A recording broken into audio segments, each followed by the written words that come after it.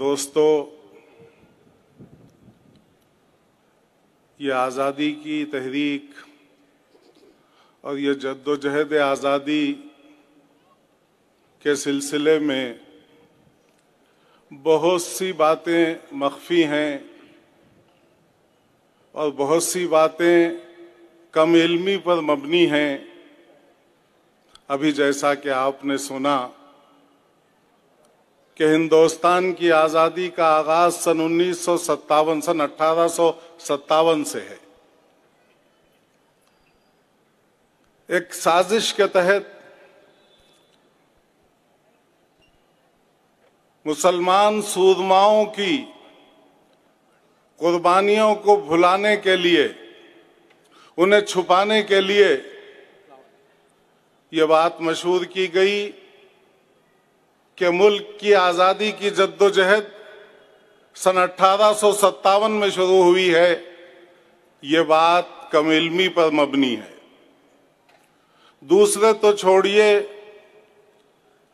ہمارے مسلمان وہ بھی اس سے واقف نہیں ہیں کہ ملک کی آزادی کی تحریک کب شروع ہوئی، کن لوگوں نے شروع کیا، کن حالات میں شروع ہوئی۔ ملک کی آزادی کی تحریک کا آغاز ہوتا ہے سلطان ٹیپو سلطان شہید رحمت اللہ علیہ کی شہادت سے۔ انگریز اس ملک میں آئے، تجارت کے بہانے آئے، اور جب اس ملک پہ انہوں نے قبضہ کرنا چاہا تو ان کے ارادوں کے سامنے جو دیوار بن کر کھڑے ہوئے، ان میں دو نام بہت مشہور ہیں، ایک نواب سراج الدولہ کا اور ٹیپو سلطان شہید رحمت اللہ علیہ کا۔ ان کی موجودگی میں انگریزوں کی یہ ہمت نہیں ہوئی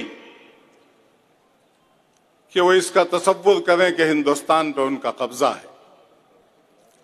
ٹیپو سلطان رحمت اللہ علیہ کی شہادت کے بعد ان کی لاش پر کھڑے ہو کر انگریز نے کہا تھا کہ آج ہندوستان ہمارا ہے، اب ہمیں ہندوستان میں کوئی طاقت چیلنج نہیں کر سکتی۔ اور ایسے ہی ہوا۔ ٹیپو سلطان رحمت اللہ علیہ کی شہادت کے بعد ملک کے اندر جو رجواڑے تھے، جو نواب تھے، ان سے انہوں نے جبر کر کے انہیں اپنا مطیع اور فرما بردار بنا لیا، اور جنہوں نے ان کی اطاعت نہیں کی، ان کی غلامی پسند نہیں کی، ان کے ساتھ جو انگریزوں نے سلوک کیا ہے وہ ایک لمبی تاریخ ہے جس کی تفصیل آج مختصر وقت میں نہیں رکھی جا سکتی۔ انہوں نے اس سے فراغت حاصل کر کے سن 1803 میں، سن 1799 میں ٹیپو سلطان شہید رحمت اللہ علیہ کی شہادت ہے، اور 1803 میں انگریز نے دلی میں یہ اعلان کیا کہ خلق خدا کی، ملک بادشاہ سلامت کا، اور حکم ایسٹ انڈیا کمپنی کا، حکومت ایسٹ انڈیا کمپنی کی۔ یہ اعلان ہندوستان میں ہوا۔ اس وقت ہندوستان میں شاہ عبدالعزیز محدث دہلوی رحمت اللہ علیہ، جو اس وقت ہندوستان کے سب سے بڑے عالم، بڑے بزرگ اللہ والے، شاہ ولی اللہ محدث دہلوی رحمت اللہ علیہ کے بڑے صاحبزادے، انہوں نے اسی دلی سے اعلان کیا کہ آج ہمارا ملک غلام ہو گیا۔ ملک کی آزادی کے لیے جہاد مسلمانوں پر فرض ہے۔ مسلمانوں کو اس ملک کی آزادی کے لیے اب جہاد کرنا چاہیے، یہ ایک ان پر فریضہ ہے، مذہبی فریضہ ہے۔ یہ اعلان اس وقت ہندوستان کی مذہبی، دینی سب سے بڑی قیادت کی طرف سے تھا۔ اور اس دور میں جو ماحول آج کا ہے، آج سے 150-200 سال پہلے نہیں تھا۔ اس وقت مسلمانوں میں صالحیت تھی، علماء کا اور دینی قائدین کا احترام تھا۔ شاہ عبدالعزیز محدث دہلوی رحمۃ اللہ علیہ کے اس اعلان پر، اس فتوے پر، اس آواز پر ملک سے ہزاروں لوگ جہاد آزادی کے لیے تیار ہوئے۔ ہندوستان میں کوئی مائی کا لال نہیں تھا جو اس وقت انگریزوں کا جبکہ دبدبا تھا ان کے خلاف زبان کھولتا چہجائے کہ ان کے خلاف جہاد آزادی کا فتویٰ شاہ عبدالعزیز محدث دہلوی رحمۃ اللہ علیہ نے دیا، اور اس کی انہیں قیمت چکانی پڑی۔ شاہ عبدالعزیز محدث دہلوی رحمۃ اللہ علیہ کو اسی فتوے کی پاداش میں زہر دیا گیا، جس سے ان کی آنکھوں کی روشنی ختم ہو گئی، ان کی جائیداد قرق کر لی گئی، انہیں دلی سے شہد بدر کر دیا گیا۔ لیکن اس کے باوجود شاہ عبدالعزیز محدث دہلوی رحمۃ اللہ علیہ کے پائے استقلال میں فرق نہیں آیا اور اپنے موقف سے ایک انچ نہیں ہٹے، اور اس ملک میں جہاد آزادی کی تحریک کو برابر زندہ رکھا، اپنے رفقا اور متعلقین کو تیار کرتے رہے۔ سن 1824 میں شاہ عبدالعزیز محدث دہلوی رحمۃ اللہ علیہ کا انتقال ہوتا ہے، تو انتقال سے پہلے سید احمد شہید رحمۃ اللہ علیہ اور اپنے خانوادے کے فرد اسماعیل شہید رحمۃ اللہ علیہ، مولانا اسماعیل شہید رحمۃ اللہ علیہ، ان دونوں کو تیار کرتے ہیں اس تحریک کی قیادت کے لیے، اس تحریک کو آگے بڑھانے کے لیے، اس تحریک کو پروان چڑھانے کے لیے۔ ان کے انتقال کے بعد یہ دونوں، سید احمد شہید رحمۃ اللہ علیہ اور مولانا اسماعیل شہید رحمۃ اللہ علیہ، ملک کا دورہ کرتے ہیں، مسلمانوں سے بیعت جہاد لیتے ہیں، اور دورہ کرتے ہوئے کیا صورتحال تھی ایک جھلک میں آپ کو بتا دوں کہ جب یہ حضرات غازی پور پہنچے، وہاں نواب تھے غازی پور کے، ان کی خدمت میں جب پہنچے تو وہاں مسلمانوں سے بیعت لی، جو بھی ان کا نظام تھا وہ نظام چلایا۔ اس کے بعد نواب صاحب غازی پور کے ان حضرات کی خدمت میں حاضر ہوئے، اور 1,00,000 روپیہ اس تحریک کے لیے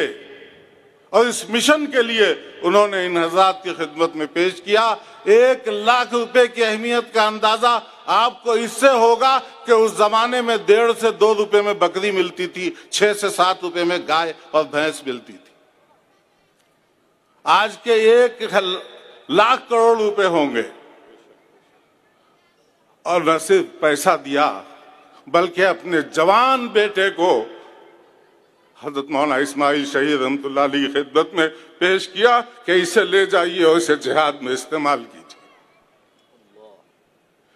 اسی تحریک کا نتیجہ ہے کہ سن 1831 میں بالاکوٹ میں براہ راست انگریزوں سے جنگ ہوئی، اور اس جنگ میں یہ دونوں شہید ہوئے۔ آج بھی بالاکوٹ میں سید احمد شہید رحمۃ اللہ علیہ اور مولانا اسماعیل شہید رحمۃ اللہ علیہ کی قبریں موجود ہیں، اور ہزاروں علماء اور مسلمان اس جنگ میں شہید ہوئے۔ اللہ رب العزت کی مصلحت تھی، یہ علماء ناکام ہوئے، لیکن یہ تحریک ختم نہیں ہوئی۔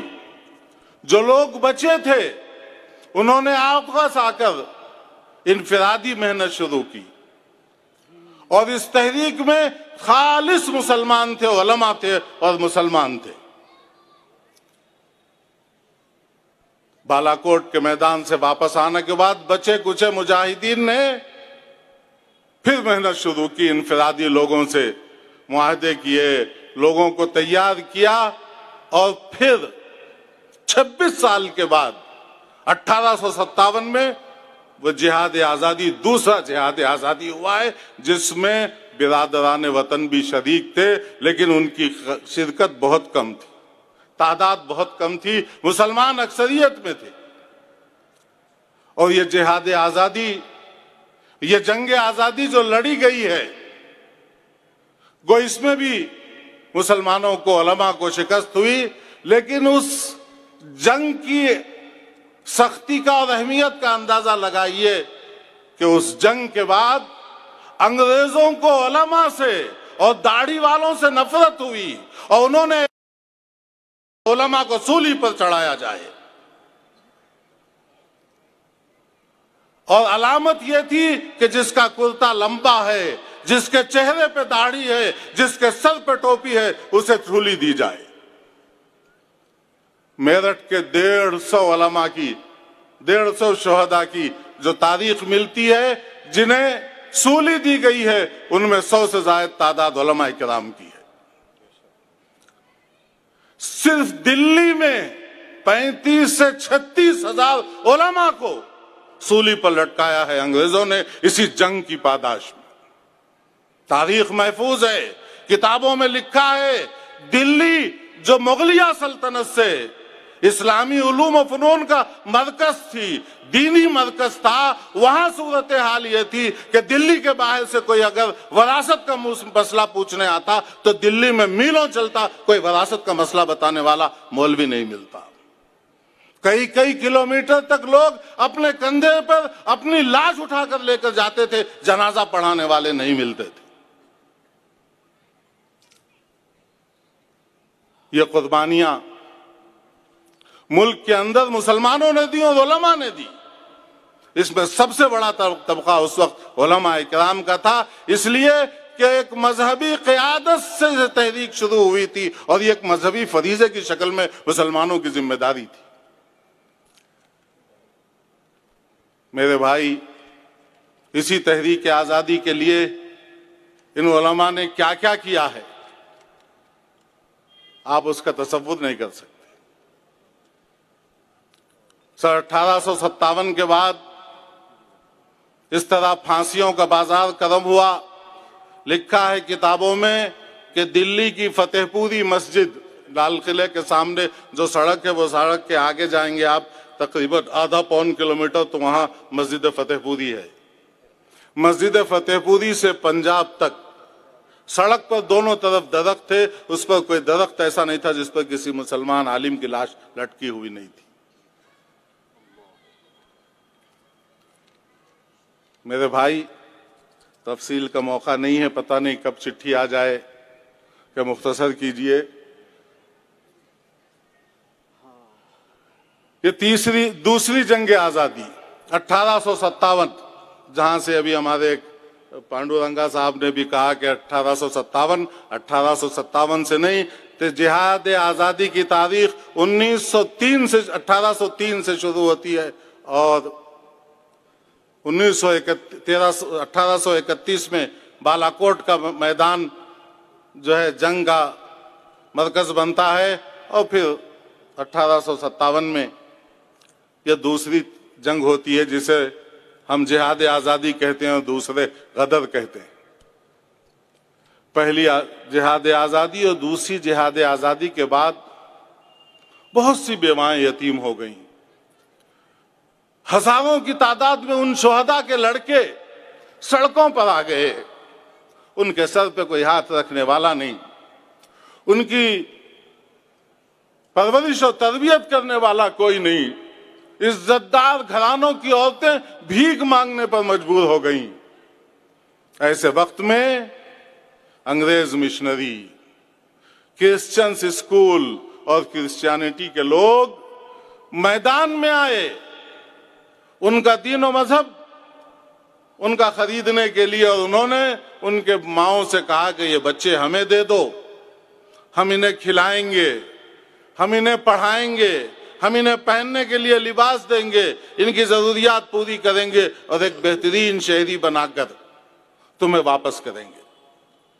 علماء کرام نے محسوس کیا کہ جن کے باپ دادا انگریزوں کے خلاف جنگ کرتے ہوئے جام شہادت نوش کر لیا،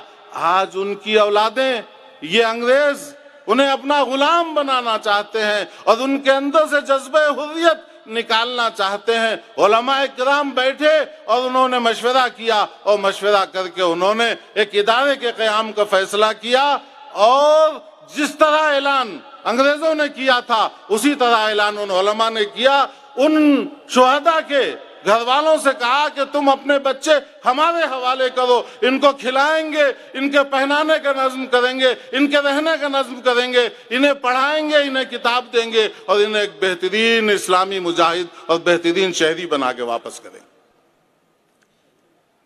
آپ سوچ سکتے ہیں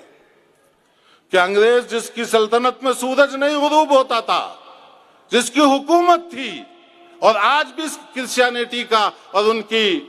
یونینز کا آپ نظام جانتے ہیں، دولت کی کمی نہیں ہے، اس زمانے میں بھی کمی نہیں تھی، وہ یہ کر سکتے تھے۔ لیکن یہ بوریا نشین علماء دعابے کے، ان کا تو حال یہ تھا کہ صبح کو کھا لیا تو شام کا ہے یا نہیں ہے، شام کو کھایا تو صبح کا ہے یا نہیں ہے، کوئی پتہ نہیں، کوئی گارنٹی نہیں۔ انہوں نے اتنا بڑا اعلان کیا، لوگ پریشان تھے، لیکن انہوں نے اسی مقصد کے لیے دارالعلوم دیوبند کو قائم کیا اور قوم کو پیغام دیا کہ یہ مدرسہ اگر زندہ رہا تو تم زندہ رہو گے، یہ مدرسہ زندہ رہا تو تمہارا دین زندہ رہے گا، یہ مدرسہ زندہ رہا تو اس ملک میں تمہاری آنے والے نسلیں مسلمان رہیں گی، اور خدا نخواستہ یہ مدرسہ مٹ گیا تو پھر تمہارا مستقبل نادیک۔ قوم نے ان کے پیغام کو ہاتھوں ہاتھ لیا اور اس مدرسے کی جتنی ضرورت تھی قوم نے پورا کیا اور آج تک پوری کر رہی ہے۔ حضرت نانوتوی رحمۃ اللہ علیہ نے مجاہدین کے تیار کرنے کی فیکٹری بنایا تھا اور یہ فرمایا تھا کہ مصلحتاً ہم نے اس پہ علم کا پردہ ڈال دیا ہے۔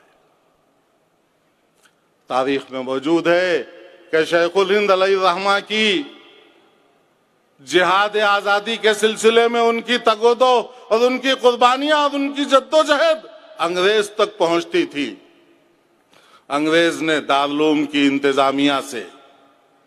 یہ کہا کہ محمود الحسن کی یہ کوششیں انگریزوں کے خلاف، یہ جدوجہد،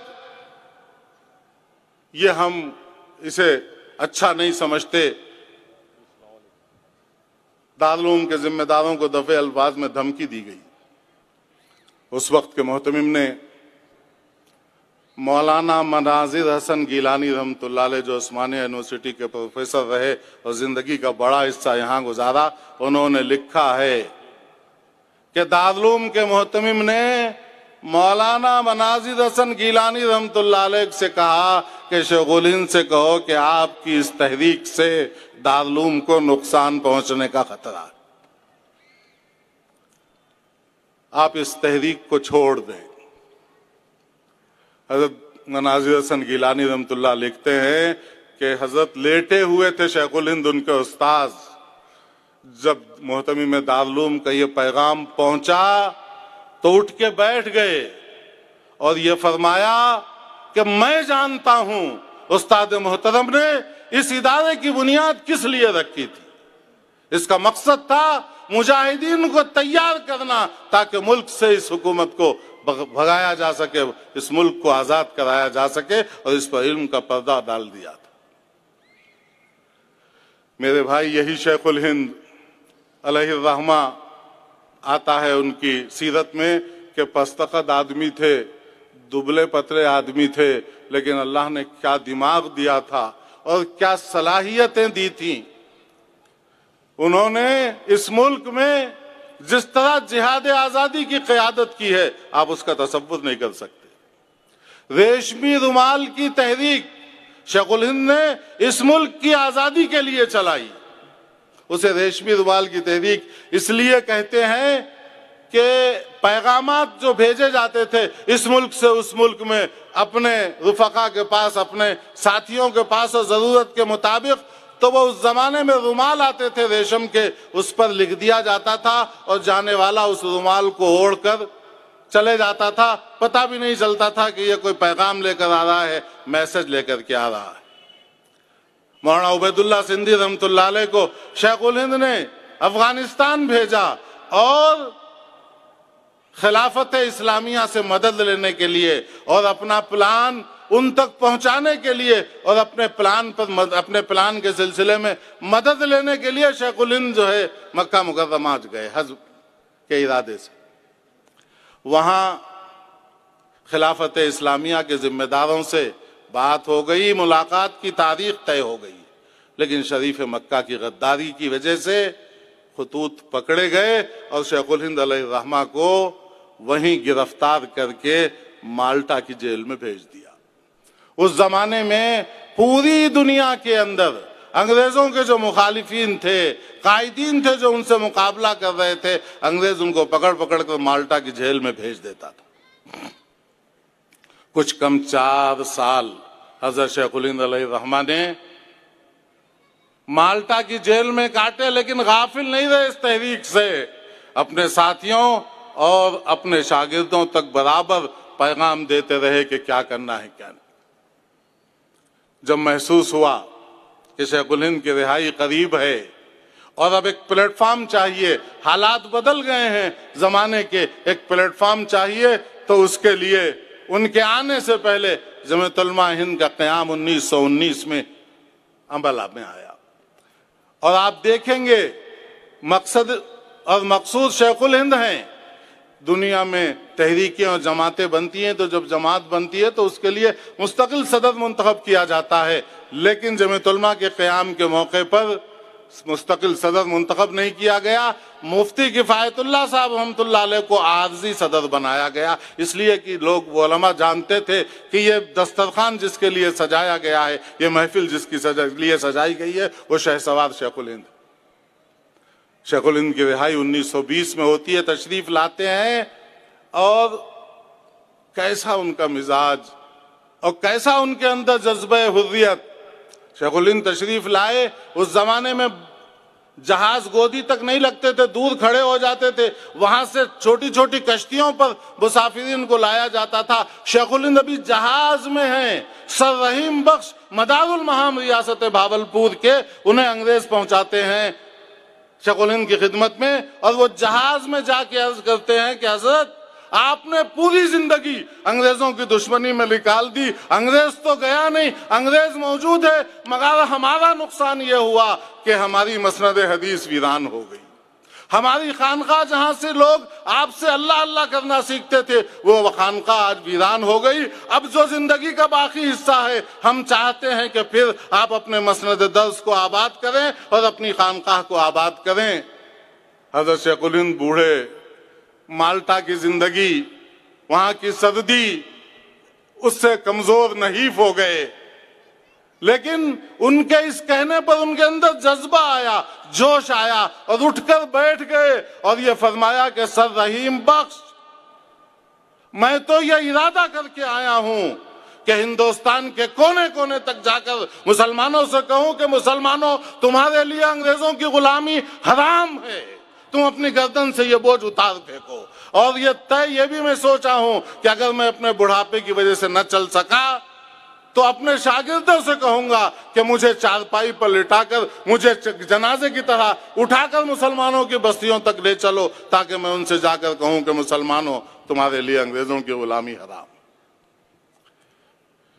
یہ ہے قربانیاں۔ صوبہ جات متحدہ کا گورنر انگریزوں کا مسٹن، وہ اپنی کتاب میں لکھتا ہے کہ شیخ الہند کے اندر انگریزوں کی دشمنی اتنی تھی کہ اگر ان کو جلا کر راکھ کر دیا جائے تو ان کی راکھ سے بھی انگریزوں کی دشمنی اور عداوت کی بو آئے۔ میرے بھائی، اسی ادارہ جس ادارے کے اندر مجاہدین تیار کرنے کی نیت سے قائم کیا گیا تھا، اس کا پہلا فرزند، اس کا پہلا طالب علم شیخ الہند، اس نے قیادت کی اور ریشمی رومال کی تحریک چلائی، اور انگریزوں کی CID آج تک یہ پتہ نہیں کر سکی کہ اس تحریک کے روح رواں اور اس کا چلانے والے اور اس کے پیچھے دماغ شیخ الہند، وہ عبید اللہ سندھی اور دوسروں کا نام لیتے رہے، اور پوری تحریک کا ریکارڈ برٹش لائبریری میں موجود ہے۔ پھر وہیں انہوں نے اپنے شاگردوں کے اندر وہ جذبہ کوٹ کوٹ کے بھرا، اور اس کے نتیجے میں یہ ملک آزاد ہوا۔ بدقسمتی سے آزادی کے ساتھ یہ ملک تقسیم ہو گیا، اور اس تقسیم کی وجہ سے کچھ لوگوں نے در پردہ ان سورماؤں اور ان مجاہدین کی تاریخ پر پردہ ڈالا، لیکن جتنا قصور ان کا ہے اس سے زیادہ قصور ہمارا ہے کہ ہم نے ہی اپنے ان ہیروؤں کو اور ان سورماؤں کو بھلا دیا۔ شاہ عبدالعزیز رحمۃ اللہ علیہ سے لے کر 1857 کی تاریخ خالص مسلمانوں پر مشتمل ہے، جو ملک کی آزادی کے لیے جنہوں نے ہر قسم کی قربانیاں دی ہے۔ وقت زیادہ ہو رہا ہے، میں تفصیل میں نہیں جاؤں گا، میں صرف اتنا بتانا چاہتا ہوں کہ جو ڈاٹا محفوظ ہے گورنمنٹ آف انڈیا کے پاس کہ جنہوں نے ملک کی آزادی کے لیے جام شہادت نوش کیا ہے، ان کی کل تعداد 95,300 ہے، اس میں 63,400 مسلمان ہیں اور دوسرے ہندو اپر کاسٹ اور جو شیڈول کاسٹ وغیرہ کے 14-15 ہزار ہیں، اور اونچی ذات کے برہمن کل 598 ہیں۔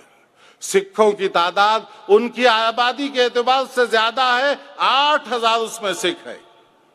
اور آج بدقسمتی سے ملک پہ جو لوگ حکومت کر رہے ہیں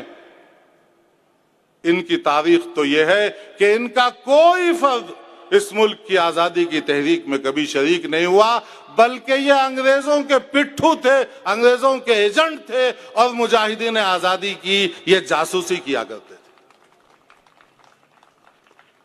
آج یہ 75واں جشن بنا رہے ہیں، اور جھنڈے کے سلسلے میں کہ ہر گھر پہ لہرایا جائے، ہمیشہ مسلمان جماعتیں اور تنظیمیں اسے لہراتے رہے، لیکن خود ان کا کردار یہ ہے کہ انہوں نے 52 سال تک اپنے ہیڈ کوارٹر پہ یہ جھنڈا نہیں لہرایا۔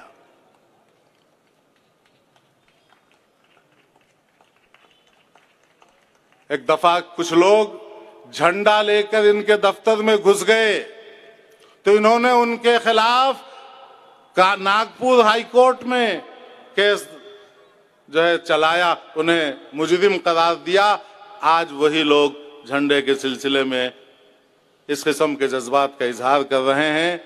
یہ قربانی سب سے زیادہ مسلمانوں نے دی۔ یاد رکھیے، جس قوم کو اس کے ماضی کا پتہ نہ ہو وہ مستقبل میں صحیح فیصلہ نہیں کر سکتا مستقبل کے بارے میں، اور اس کے اندر وہ اعتماد نہیں ہو سکتا جسے ماضی کی تاریخ معلوم ہو، اس کے اندر جو اعتماد ہوگا اور وہ مستقبل کے لیے صحیح راستہ چن سکے گا۔ میں مبارکباد دیتا ہوں بیرسٹر صاحب کو اور ان کی جماعت کو اور ان کے رفقا کو کہ انہوں نے اس سلسلے کو شروع کیا ہے، اور مجھے امید ہے کہ یہ اسی سال نہیں بلکہ ہر سال ملک کے ہر علاقے میں، ملک کے ہر کونے میں جہاد آزادی کے سلسلے میں برادران وطن کی اور مسلمانوں کی تاریخ دہرائی جائے، تاکہ مسلمانوں کو پتہ چلے اور غیروں کو بھی پتہ چلے، اور یہ جو پردے ڈالے گئے ہیں یہ پردے اٹھے اور حقیقت لوگوں کے سامنے آئے۔ گاہے گاہے باز خاں این قصہ پارینہ را، تازہ خواہی داشتن گرداغائے سینہ را۔ اللہ تعالیٰ ہم مسلمانوں کو اس کی توفیق دے کہ ہم اپنے ان اکابر کی، ان علماء کی اور مجاہدین کی تاریخ کو پڑھیں اور دوسروں تک اس پیغام کو پہنچائیں۔ یہ وقت کا تقاضا ہے۔ اللہ پاک ہمیں ان اوقات کے وقت کے تقاضوں کو پورا کرنے کی توفیق عطا فرمائے۔ وآخر دعوانا الحمدللہ رب العالمین۔